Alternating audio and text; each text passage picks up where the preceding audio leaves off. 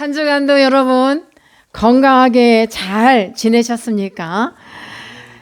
우리가 건강하게 살다가도 어느 날인가 내 몸에 이상한 신호가 오기도 하고 아프기도 하고 그렇게 살아갑니다. 한 여류 문학가인 어느 집사님의 이야기입니다. 이 집사님이 어느 날인가 자기 몸에 이상함을 느껴서 병원에 갔습니다. 병원에 가서 진찰을 해보니 검사 결과가 간암이라는 것입니다. 그래서 길게 살아야 6개월, 짧으면 2달밖에 못 산다는 이 참으로 너무나 놀라운 이런 청천벽력 같은 소리를 듣고 마음을 추스리고 가다듬고 이제 집에 겨우 왔습니다. 놀라운 가슴을 쓰다듬으면서 나 이제 앞으로 어떻게 살지? 남은 2달 동안 어떻게 살지? 아무리 생각을 하려고 해도 생각이 떠오르지가 않았어요. 그래서 하나님 앞에 엎드려 기도합니다. 하나님, 이제 저는 제 인생에 남아있는 시간이 2달밖에 되지 않는다는데 저 어떻게 살아야 할까요? 하나님 앞에 묻습니다. 그런데 이 집사님의 마음에 뭐가 첫 번째로 떠오르냐면은 사랑해야 하지 못한 거, 사랑해야 할 사람을 사랑하지 못한 거, 그래서 사랑하지 못한 거, 그리고는 그 다음에 그동안 벽을 쌓고 살아온 이런 후회스러운 일들이 하나하나 생각이 나서 그들의 얼굴이 계속해서 떠올라가고 이제 메모를 합니다. 내가 누구를 미워했지? 벽을 쌓고 살아온 사람들, 그래서 그 사람들의 명단을 다 작성을 하고는 한 사람 한 사람 찾아가기도 하고 전화를 하기도 하고 용서를 구하기도 하고 이렇게 화목해졌습니다. 그리고 또 등진 사람은 아니지만 내가 더 사랑해야 함에도 사랑을 주지 못했던 그런 사람들에게 격려해주고 또 이렇게 그런 사랑을 주는 그런 생활을 했습니다. 그리고 이제 재산을 정리를 합니다. 빚을 다 갚고 내 재산을 어떻게 쓸 것인가, 자손들에게 남길 것을 빼놓고 가만히 생각해 보니 돈을 한 번도 가치 있게 써본 기억이 없는 것입니다. 그래서 교회 앞에 이제 성교비가 됐든 감사 여러 가지 구제 이런 것들로 교회에서 쓸 수 있도록 헌금을 많이 냈습니다. 그리고 이제 자기가 죽은 다음에는 돈을 이렇게 쓰라는 그런 유언을 작성하면서 사랑하는 자녀들과 가족들에게는 이제 뭐라고 하냐면 하나님의 말씀 성경을 곁들여서 가족들에게 이런저런 글을 남기기 시작했습니다. 그런데 그러다 보니까 2달이 지나갔어요. 그런데 2달밖에 못 산다고 했으면 몸이 더 이상하고 아파야 되잖아요. 근데 아무 이상이 없고 그래서 또 이상한 생각이 들은 거예요. 그래서 병원에 또 가봤죠. 갔더니 뭐라고 했을까 여러분? 병이 없어졌어요. 달아나 버렸어요. 근데 의사가 하는 말이 오진이었나 봐요. 여러분 생각도 오진이라는 생각이 들어요? 하나님이 하나님의 사랑하는 백성답게 사랑을 베풀며 아버지께서 주신 재물에 대해서 가치 있게 사용하며 여러 가지 이런 일을 하는 중에 하나님께서 치료해 주셨어요. 그래서 이렇게 2달이라는 생활을 아름답게 보냈어요. 그래서 이제 목사님이 묻습니다. 집사님, 후회스럽지 않습니까? 목사님, 뭐가요? 돈을 많이 쓴 거 후회하지 않아요? 아니에요, 목사님. 저는 제 인생에 있어서 2달 동안의 삶처럼 제가 인간답게 살아오지 않아서 후회하지 않습니다. 제 전 생애를 들어 2달의 삶은 너무나도 보람되고 가치 있는 그런 삶을 살았기 때문에 저는 앞으로도 그렇게 내 삶을 살아갈 것입니다. 하고 이렇게 말을 합니다. 사랑하는 여러분, 여러분과 제가 지금 2달밖에 남지 않았어요. 내 삶이. 2달이라는 시간 이 정도밖에 남지 않았다면 여러분들 어떻게 살 것입니까? 지금부터 여러분들 심각해져야 돼요. 어떻게 살 것인가? 내가 하루를 살아도 이 집사님처럼 살아야 되겠다라는 마음을 가질 수도 있고, 또 어떤 사람은 대부분은 실망할 수도 있고 숙명적으로 받아들이는 사람도 있을 수 있고, 또한 자포자기를 하며, 또한 어떤 이는 자기 인생이 얼마 남지 않았다고 불평불만하면서 왜 하필이면 나한테 이렇게 불행한 일이 닥쳐온 거야 라고 오히려 자기 의의를 내세우면서 원망도 하고 불평도 하고 그럴 겁니다. 왜 원망하죠? 사람이요, 악한 사람이라 할지라도 자기 의의가 있어요. 나름대로. 그러다가도 죄의식에 빠져서 죄의식에 사로잡혀 자포자기를 하는 경우도 있고, 또 어떤 이는 무조건 회피를 해요. 상황을 도망가려고만 해요. 자, 여러분, 우리는 어떻게 살아야 되겠죠? 어떻게 살아야 될까? 여러분은 어떻게 살고 싶어요?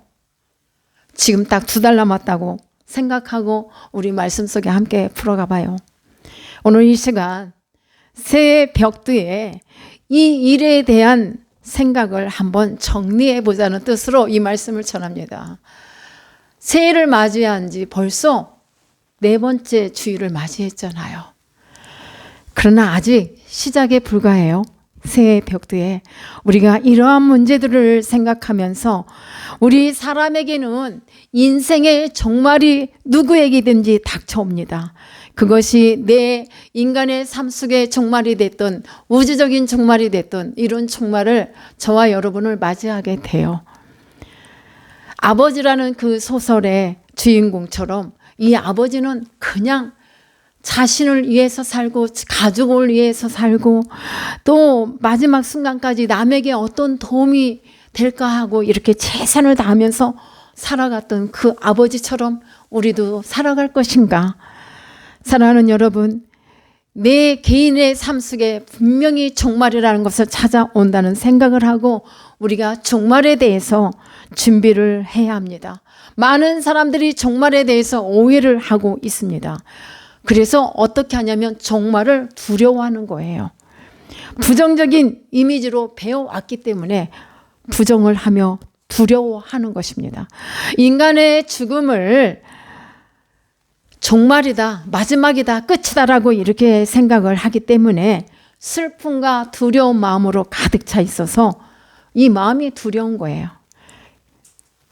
사랑하는 여러분, 나의 신앙의 어떤 면들을 한번 생각해 볼 필요가 있습니다.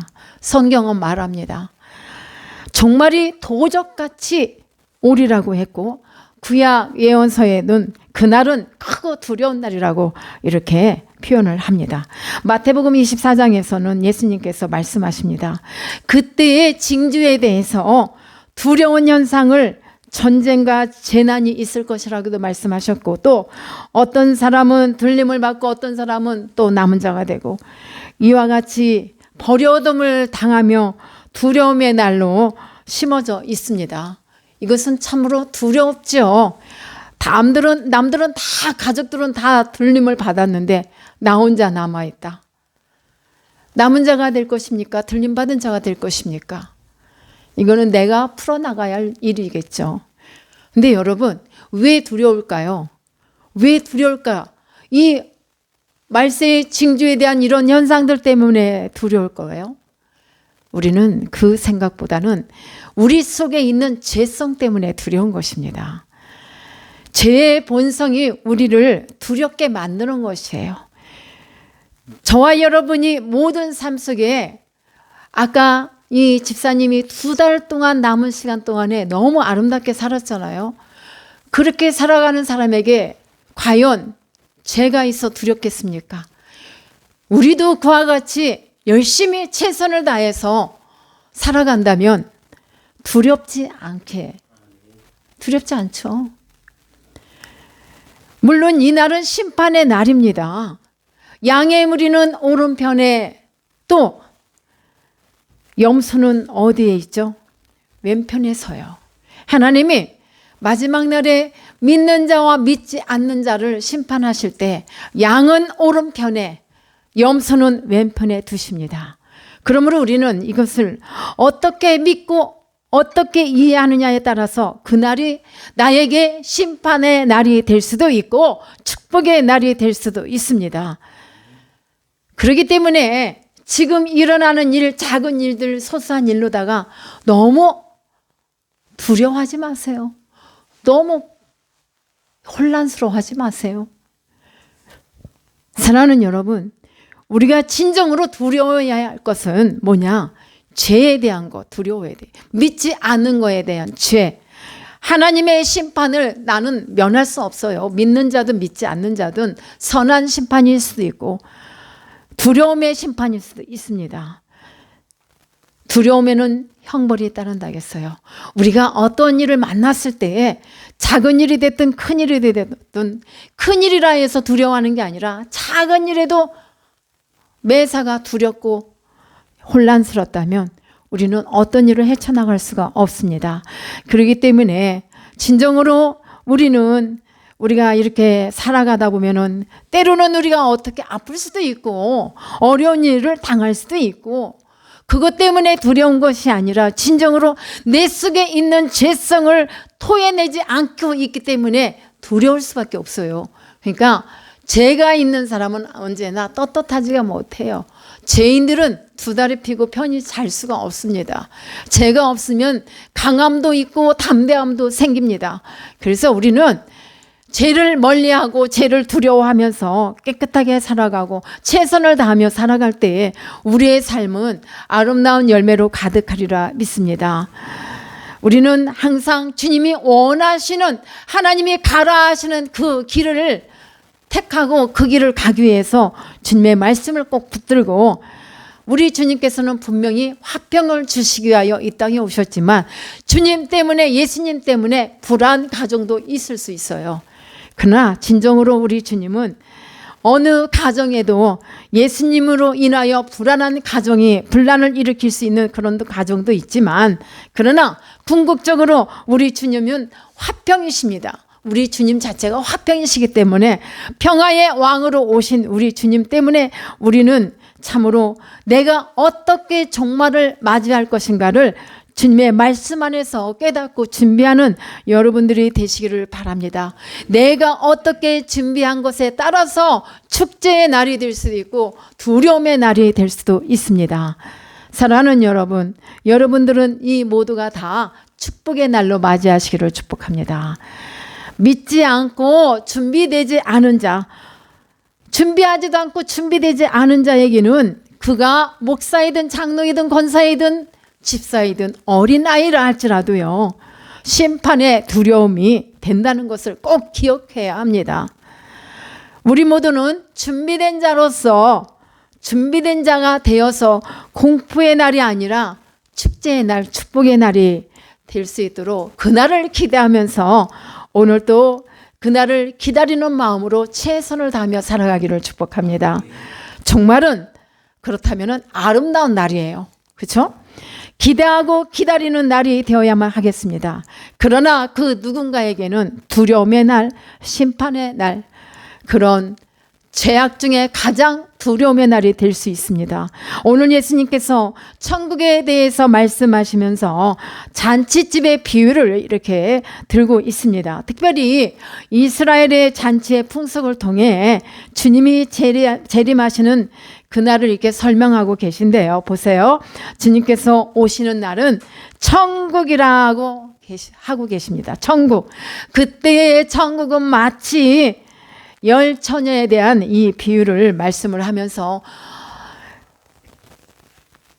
이 마치 등을 함께 준비한 열 처녀, 기름과 등을 준비한, 기름과 등을 왜 준비하죠? 신랑을 맞이하기 위해서 준비하는데요. 마태복음 25장의 세 가지 비유를 말씀을 드리면 모두가 천국에 관한 비유고 마지막 시간에 있을 그런 내용들이에요. 자, 첫 번째는 열 처녀에 대한 비유. 기름과 등불을 준비한 자, 준비하지 못한 자, 또 달란트, 각자의 재능대로 받은 달란트, 또 열심히 일한 자와 열심히 일하지 않은 자. 세 번째는 재림, 인자가 천사와 함께 올 때에 양과 염소를 구분한다고 하셨어요. 우리는 반드시 이날을 의식하면서 올해부터는 준비하는 마음으로 새롭게 종말에 대한 의식도 하면서 살아가야 되겠습니다. 베드로전서 4장 7절에 보면은 만물의 마지막이 가까웠으니 그러므로 너희는 정신을 차리라겠어요. 정신을 차리고 그 다음에 근신하여 그 다음에 기도하라. 한 주간도 열심히 기도하면서 준비하셨습니까? 마태복음 24장 36절에 그러나 그날과 그때는 아무도 모르나니 하늘의 천사들도 아들도 모르고 오직 아버지만 그날을 아신다고 했어요. 그 다음에 마태복음 25장 13절에서 그런즉 깨어 있으라 너희는 그날과 그때를 알지 못하느니라. 그러기 때문에 우리는 어떻게 하라고요? 깨어 있으라. 깨어 있어야 신랑 예수님을 맞이할 수 있다는 말씀입니다. 오늘 우리는 주님께서 친히 말씀하신 이 말씀을 다 같이 기억하고 의식을 하고 살아가는 그런 성도와 무의식으로 살아가는 것은 이게 하늘과 땅 차이예요. 엄청난 차이가 있습니다. 그러므로 하루하루를 오늘이 마지막이다 라고 생각하며 우리가 산다면은 좀 더 내가 하는 일에 집중할 수 있고 하나님의 일에 최선을 다할 수 있고 주어진 이 내 삶 안에서 대충대충 하는 것이 아니라 대충대충 하다 보면 날마다 똑같은 수준으로 다람쥐 쳇바퀴 도는 것처럼 똑같이 돌아갈 수밖에 없어요. 그러나 좀 더 발전 있는 삶을 위해서 우리는 정신을 바짝 차리고 모든 삶에 열심히 살아서 그런 훈련이 되어야 될 줄 믿습니다. 훈련이 잘 되어져서 마지막 때에 좋은 결과를 볼 수 있기를 바랍니다. 그래서 어느 때에 우리 주님이 오시든지 간에 두려움 없이 맞이해야죠. 두려움이 있는 자라 하면 게으른 자, 한 달란트를 받은 자가 땅에 묻은 것 같이 또 죄성 그대로 하나님 믿지 않고 불신하며 살았던 그 죄악된 마음, 이런 자들은 두려움의 날이 될 것입니다. 여류 작가의 그 2달의 삶처럼 우리도 그 사람과 같이 날마다 하루가 마지막 날이라 생각하고 살 수만 있다면 우리의 삶이 얼마나 많은 열매를 맺을까 하는 생각을 깊이 해봤습니다. 사랑하는 여러분, 이를 위한 훈련, 그 방법은 뭘까요? 첫째로 기도할 수밖에 없어요. 기도가 받침이 되어야 돼요. 우리가 어떤 일에 이 여류 작가가 병원에서 간암이라는 진단을 받고 먼저 그가 한 것, 두려운 마음으로 있어서 아무리 생각을 해봐도 되지 않아. 뭔가 생각이 떠오르지 않아. 그때 하나님 앞에 우선 기도 먼저 해야 되겠다. 기도할 때 하나님께서 그에게 하나하나 생각을 갖다 주신 것처럼 우리는 하나님 앞에 물어야 돼. 하나님, 내가 이 일을 새로 시작하고자 합니다. 내가 이 일을 앞으로 해야 되는데 어떻게 하면 지혜롭게 분별력을 가지고 잘 할 수 있을 것인가. 내가 사업을 열 겁니다. 새로운 직장을 갑니다. 여기에 대한 지혜를 내게 주시옵소서.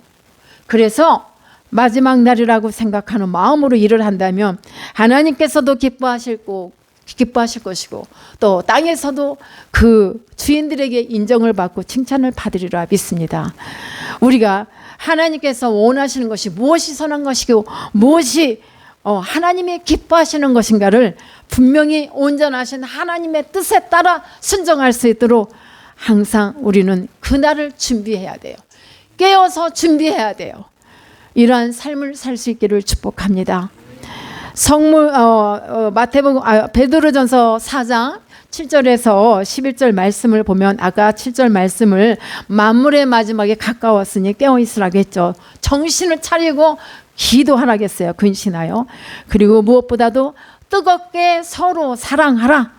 사랑할지니 사랑은 허다한 죄를 덮느니라고 하셨어요. 그 다음에 11절 말씀을 제가 참 좋아하는 말씀인데, 만일 누가 말하려거든 하나님의 말씀을 하는 것 같이 하고 누가 봉사하려거든 하나님이 공급하시는 힘으로 하는 것 같이 하라.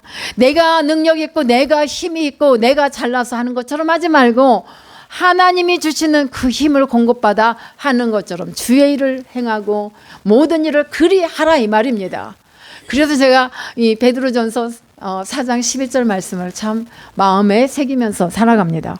여러분, 자, 우리가 정신을 차리고 이 베드로전서 4장 7절로 11절 말씀은 성도들이 살아가야 할 삶을 지금 말해주고 있다고 봅니다. 그래서 여러분들도 이 말씀을 생각하면서 우리가 시간 있으면 같이 읽어보기를 원했지만 이 말씀을 집에 가서 읽어보세요. 우리가 이렇게 살아갈 때 슬기로운 다섯 처녀처럼 예수님을 언제든지 맞이할 수 있고 생애 전체가 준비된 그런 삶이 되는 것입니다.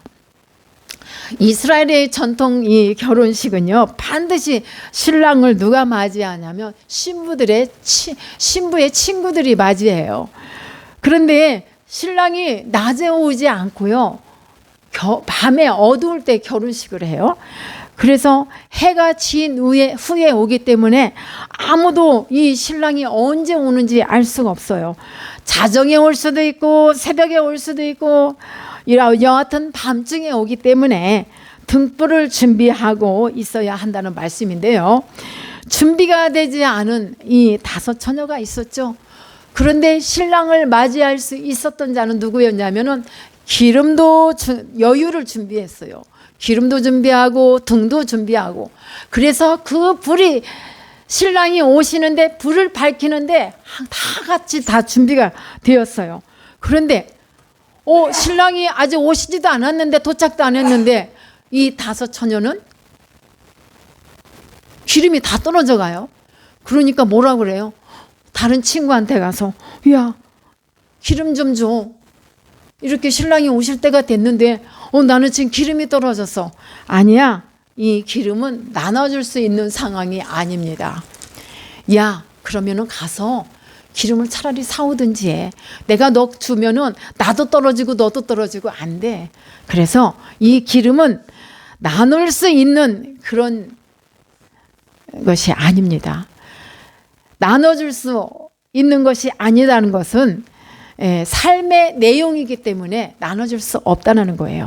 기름은 성령을 말해요. 기름은 홀리 스피리트, 성령의 기름 부으심 속에서 함께 살아온 삶의 내용이기 때문에 이것을 너에게 줄 수 없다는 거예요. 그래서 이렇게 우리는 삶의 내용을 주님이 나의 신랑이 오셨을 때 내놓을 수 있는 그런 준비가 저와 여러분에게는 항상 준비가 되어야 되리라 믿습니다. 우리의 삶이 성령 충만한 삶으로 채워졌는가? 성령 충만으로 채워져 가는 삶이 되기를 바랍니다. 내가 얼마나 채워졌는가? 자, 성령 충만 받았어요? 얼만큼 받았어요? 발목만큼 받았어요? 무릎까지 와야죠. 아니죠. 허리까지 와야죠. 내 가슴에 성령의 충만함으로 불이 타야지 날마다 깨어있는 자로 살아갈 수 있지 않겠습니까? 주님이 어느 때 오시든지 주님을 맞이할 수 있는 성령 충만함이 여러분들 가운데 임하시기를 축복합니다. 극단적인 사람들은요, 시간과 특정한 것을 이렇게 정하지만 주님께서는 그것을 제한하지 않으셨어요. 시간을 제한하지 않으셨어요. 중요한 것은 어떻게 준비가 되었느냐, 어떻게 준비를 하고 있느냐가 중요할 것입니다. 신랑이 언제 올지 모르기에 신부의 친구들은 잠을 잤습니다. 피곤하여 자는 것이 잘못도 아니에요. 게으른 것도 아니에요. 깨어 있으라 해서 자지 않고 기다리는 것도 아닙니다. 우리의 의식이 깨어 있느냐, 이것을 지금 말하고 있는 겁니다. 미련한 다섯 처녀가 잠을 잔 것이 잘못도 아니고 기름을 채우지 않은 잘못이 있었어요. 미리 준비가 되지 않았다는 거, 준비성이 없다는 것. 이제 우리는 종말적인 신앙을 갖고 항상 넉넉하게 기름을 준비합시다. 정신 차려서 근신하며 깨어있어 매일매일 최선을 다하며 기도하면서 나가기를 바랍니다. 특별히 성령님 안에서 기도하고 진리를 따라 여러분들이 살아갈 때에 그 삶으로 주님의 잔치에 참여하게 되리라 믿습니다. 우리 모두 다시 시작해요. 그러면 반드시 우리 하는 일의 열매가 여러분들의 삶 가운데 충만하게 맺어지리라 믿습니다. 여러분은 준비된 삶 속에서 그러한 삶을 살아가면서 하나님께서 기억하는 사람, 하나님이 기억되는 그런 삶을 우리가 살아나시기를 축복합니다. 많은 사람들에게 기억되는 삶이 되어야 돼요. 하나님 앞에서도 기억되는 삶, 사람들 앞에서도 기억되는 그런 삶이 되어야 될 줄 믿습니다. 이와 같이 여러분, 기름을 준비하지 않았다는 것은 교회는 다니나 성령을 받지 못한 자, 그런 사람을 믿음이 없는 자를 말할 수가 있습니다. 그러므로 우리는 등불과 기름을 함께 준비해서 그러한 올 한 해를 멋지게 보내시기를 예수님의 이름으로 축원합니다. 아멘. 기도하겠습니다.